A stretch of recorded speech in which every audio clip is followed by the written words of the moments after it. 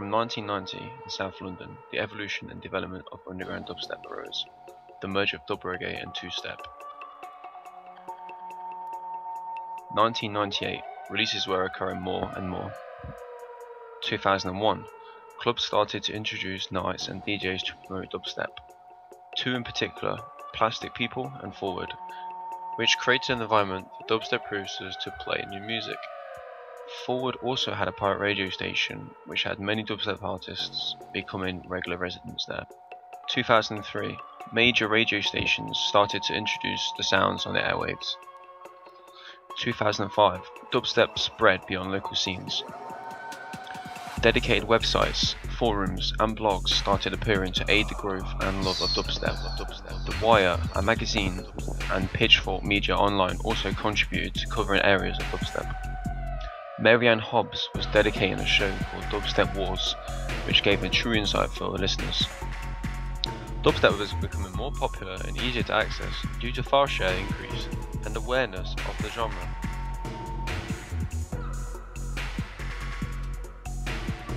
Without people even knowing it, an online culture was evolving, influenced by dubstep and its followers. 2006, America had a huge surge of artists rising all at once, which blew up the American airwaves.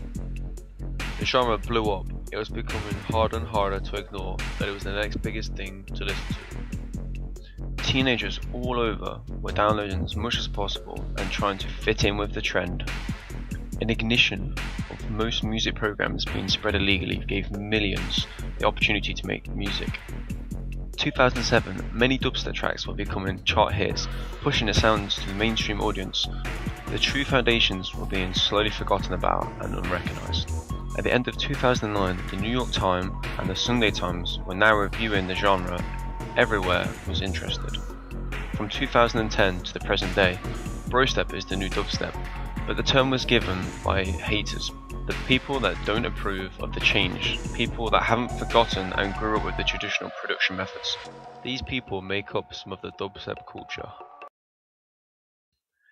Dead Mouse, aka Joel Zimmerman, makes some fair points about why people are hating on dubstep. He also comments on the effect it has on the music industry. Dubstep, I don't hate it for the culture. I love it for the culture. I don't hate it for the artist. I don't hate it for the thing. I hate it for the sound. It is a you to like every audio engineer in the world because it's just so, like these kids go out and they want it loud, loud, loud. You got a volume knob for that, dude. And if it's not loud enough, buy an amp and some better speakers, you know? So what they do is they ruin the dynamic of the signal, and it's loud, yeah, and it's grindy, yeah. And then they were like, there's two ways you can play that off. Like, one, I don't know what the I'm doing, so I just put a limiter on it and then brought the threshold all the way down and just sausaged the out of it, because I'm an idiot, and everyone else is doing it. Or I legitimately, that is the art. You know, it's interesting to see what has happened in dance music because of the lack of engineering brought into it as opposed to, you know, just what taught.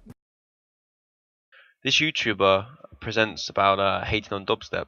He makes some fair comments on the culture and why people do hate it, could hate it, and possibly starting to hate it. He expresses people's thoughts and opinions and views on the genre and sound itself. Won't somebody please tell me what the appeal of dubstep is? Because all I hear is wah wah wah wah wah. For those of you who don't know what dubstep is, it's a music genre that's recently gained a lot of attention. And it sounds a little bit something like this. All I hear is wah wah wah wah wah. You know what also wah wah wahs? That's right, Charlie Brown's teacher. If you told me you listened to dubstep, that's all I'd hear coming out of your mouth too. Dubstep? More like dub No, but seriously, if you told me you listened to this, I'd probably unfriend you quickly. How can you take anybody seriously who dances like this?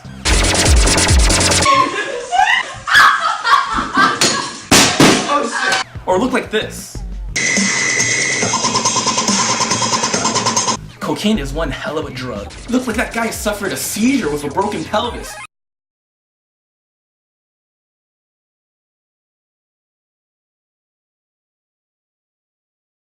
With the audience growing larger, so did the venues. There are only a few dark clubs compared to the mass outdoor festivals where dubstep is now played.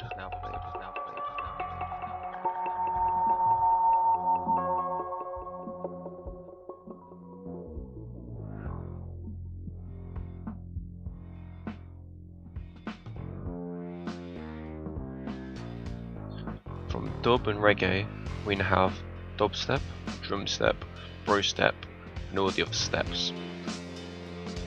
From garage and breakbeat, we now have trap. From drum and bass to neurofunk. And hip hop, we now have glitch hop.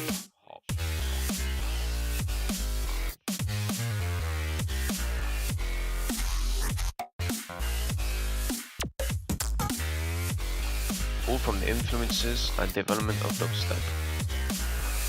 The early entrepreneurs were the believers, and they were key to the success and the growth of dubstep. Without the belief and dedication, the genre may have died out. The world would be a completely different place.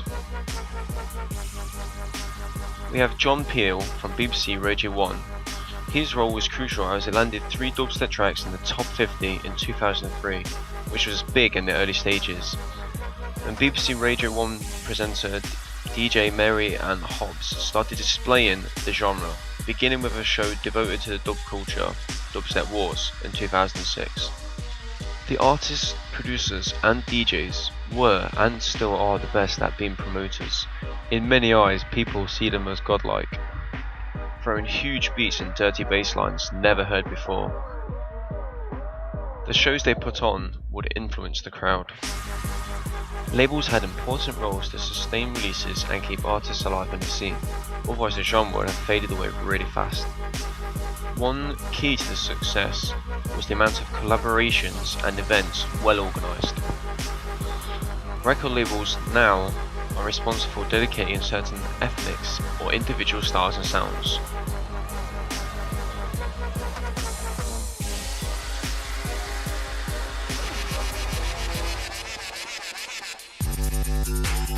Dubstep has and still is influencing in many forms.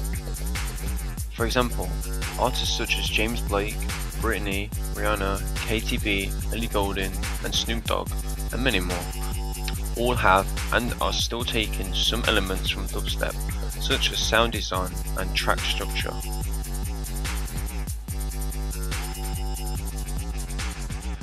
When dubstep hit the market, no one really expected it to explode and dominate a large amount of the electronic dance music market. It was a great chance to create money and raise many artists. So many seized an opportunity, creating big parties, tours and festivals pursuing dubstep. Artists now had all the freedom they wanted. They could try and explore, creating whatever sounds they wanted, putting on whatever shows they wanted. With this, dubstep was led into the EDM scene, merging with similar styles of revenues, sponsored adverts and themed products.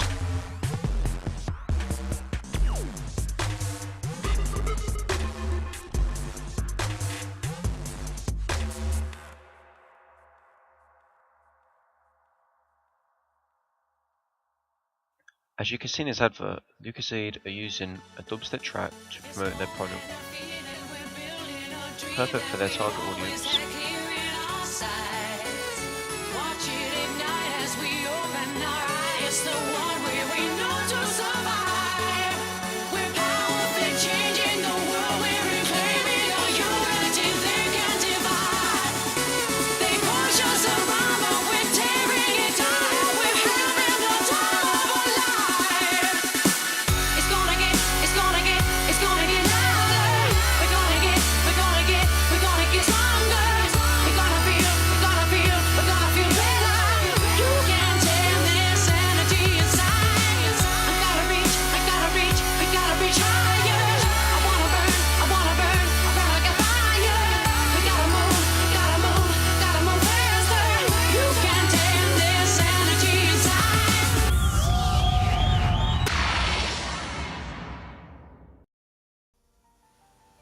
In this advert, North Face are using also a dubstep track.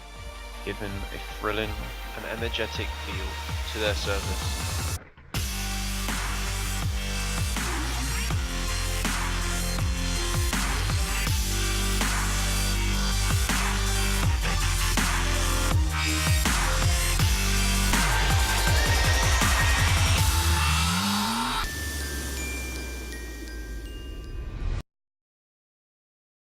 This advert really grabs the attention of all ages, showing off crazy dance moves with crazy sounds of dubstep.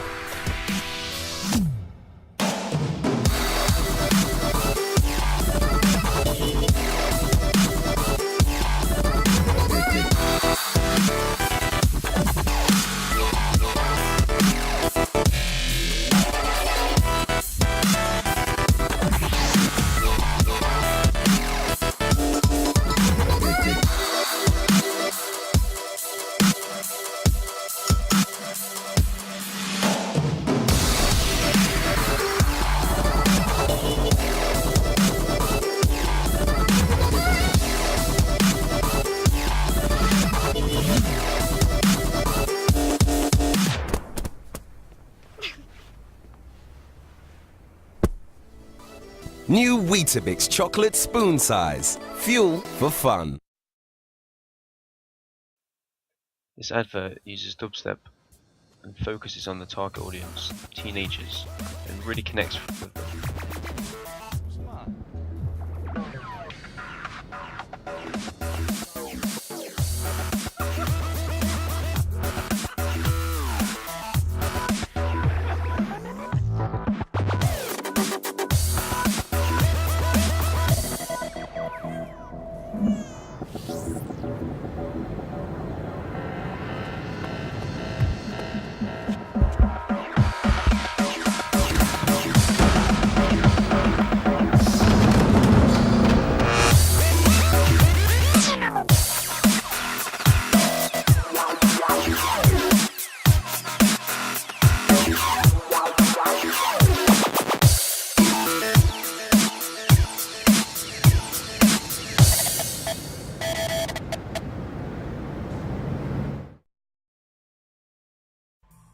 Dubstep is and has been leaving marks on sound design, software development, dance choreography, merchandise for artists, and live performance.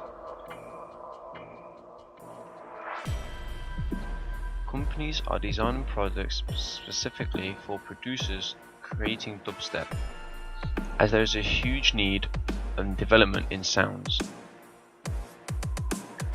Developed over time, many dance styles and moves are being created from dubstep's presence. People are trying to express and sync sounds into the art form. An example would be body popping.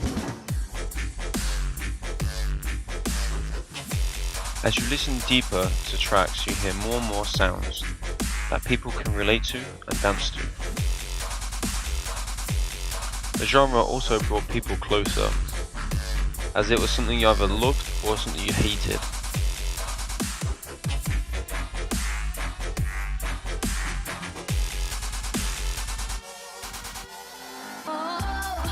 Dubstep acts are similar to the main stage scene, but with a dubstep twist to the stage design and products, such as clothing, headphones, and technical gear.